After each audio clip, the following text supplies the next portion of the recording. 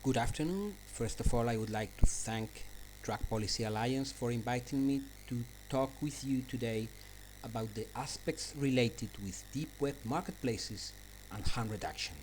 I will offer my experience through two years in different activities related to deep web marketplaces and harm reduction.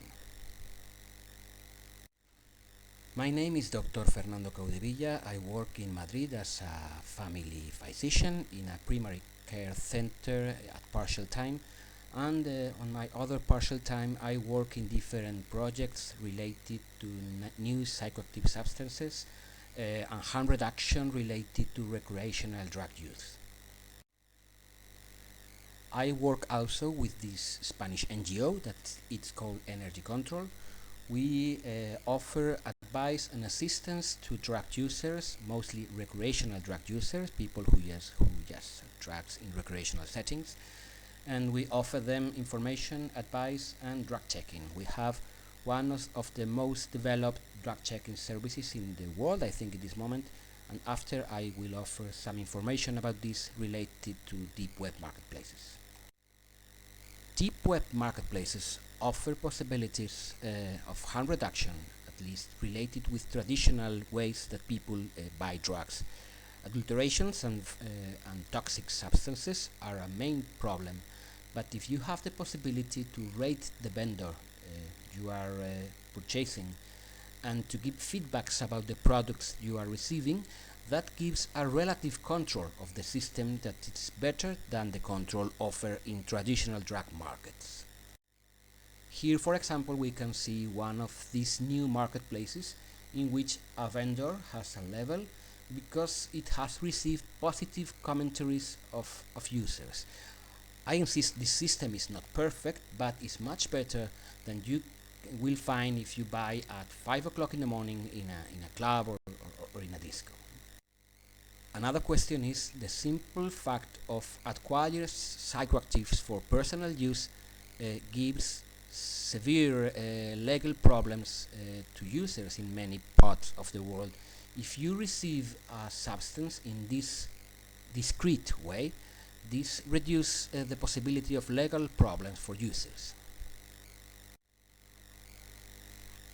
In these virtual spaces, users and vendors can interact in a different way than they do in the real common world. Through forums, people can communicate and can give information, and this kind of interactions offer interesting possibilities for intervention. In most forums, there is a space dedicated to harm reduction or to drug safety. This is a space where people discuss about the risks and problems related to drug use. So in April 2013, I registered in Silk Road Forum, offering a voluntary service to give information and advice about drug use to drug users. I would like to offer information in a professional way with all the questions related to drugs and health, pharmacological interactions, risk of drug use in particular conditions, contraindications, toxicity, risk reduction measures. And this thread of the forum quickly became one of the most popular in all the Silk Road Forum. This work was continued when Silk Road was shut down, first in Silk Road 2 and then in Evolution Marketplace until it was shut down. I received a medium of 50-60 questions different each month in both Silk Road forums, and then in Evolution it raised to 150 questions every month of users that wanted to receive information about drugs. I will give you some significant examples. For example, this person is a person who had diabetes type 1, and he was wondering if there was some information about MDMA. He had never done MDMA, but he was interested in exploring it. It is a person who has registered in a Silk Road forum, so he's probably in risk of taking MDMA, and he will probably do. So we can say him just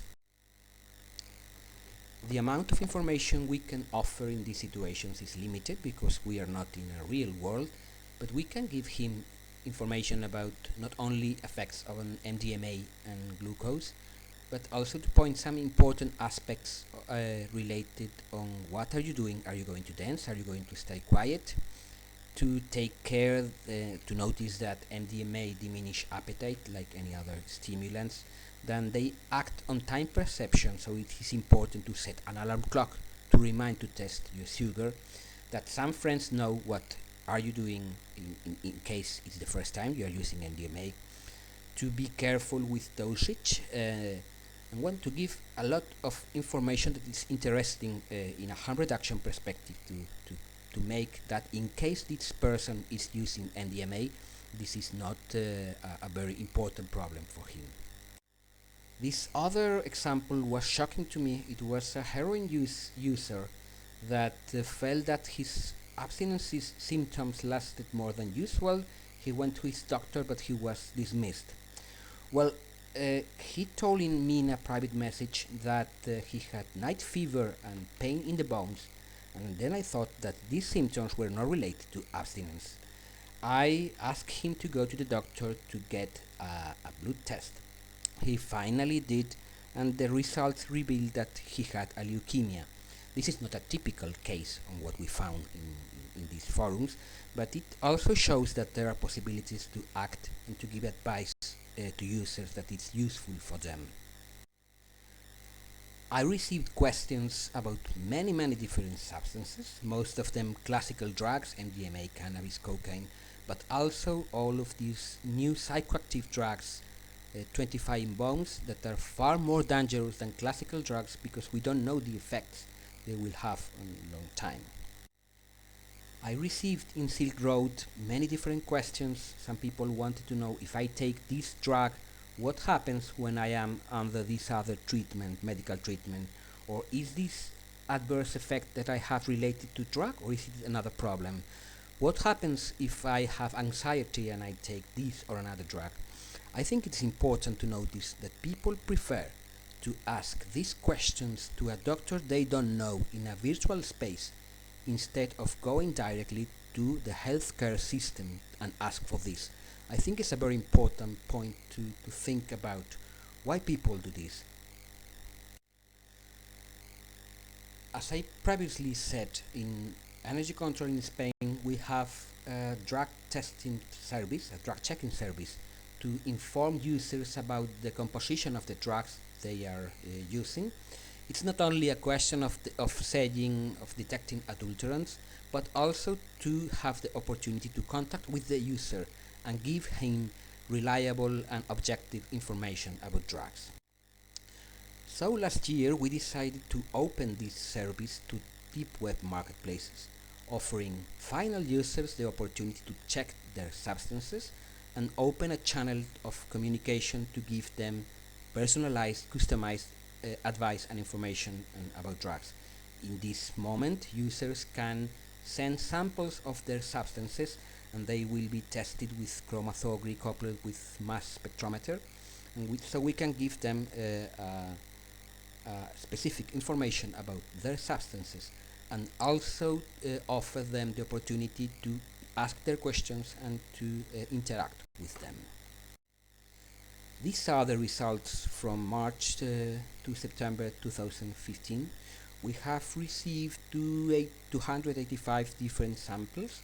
Most of them are common recreational drugs, and purities are very high compared to street. I think this is logical. We talked before about this relative control that markets provide, but in any case we can find also some adulterations. Last month we received 2 heroin samples that were bought in deep web marketplaces, and test result revealed that they also contained ocfentanyl, a synthetic opioid 1000 times more potent than heroin, and this can cause severe health problems. So we have reported it to deep web marketplaces and to forums to give this information to users. Some of these samples are now out of of the markets, and this reveals that we can have also an impact on this. I think this is a very interesting aspect also. So MP3 changed the music industry forever. When this format appeared, this changed the characteristics of the music industry for the following years and decades, and deepware marketplaces are probably to change the way in which drugs are distributed and sold. And it is important that we perceive it also as an opportunity to harm reduction and to give more efficient strategies to protect users' health. Thank you very much.